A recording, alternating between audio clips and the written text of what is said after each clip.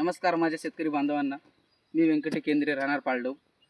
मी पहिली फवारी रुद्राक्ष जमाकाची एक मारली आणि आज मारलो दुसरी वाली. हे माझा कापूस क्वालिटी क्वांटिटी एक नंबर आहे. 30-40 एका झाडाला कापसाला चाप आहे.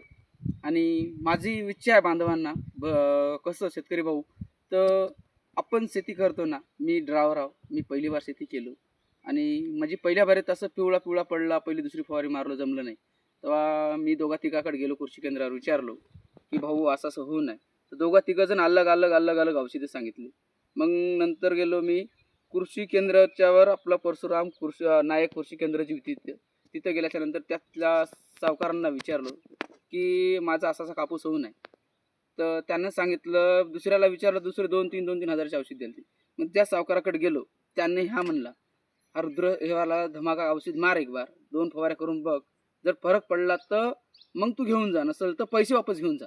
मी आज एक 15 दिवसाखाली एक फवारी मारलो आणि आज एक मारली. 15 दिवसाखाली फवारी मारलो तर माझा कापूस असा फाटेदार आणि असा अलगच होता की बघायचं ते मी खूप परेशान झालो. भरपूर काही बरंच जणाला विचारलो, हो असं असं होऊ नये, काय करू म्हणून. पण जेव्हा ह्या सावकारानं सांगितलं की हे घेऊन जा, तर मी घेऊन आणून मारलो. तर एका फवारीतच मला फरक पडला. मग डबल जाऊन मी तेच औषध आणून डबल तेच मारलो.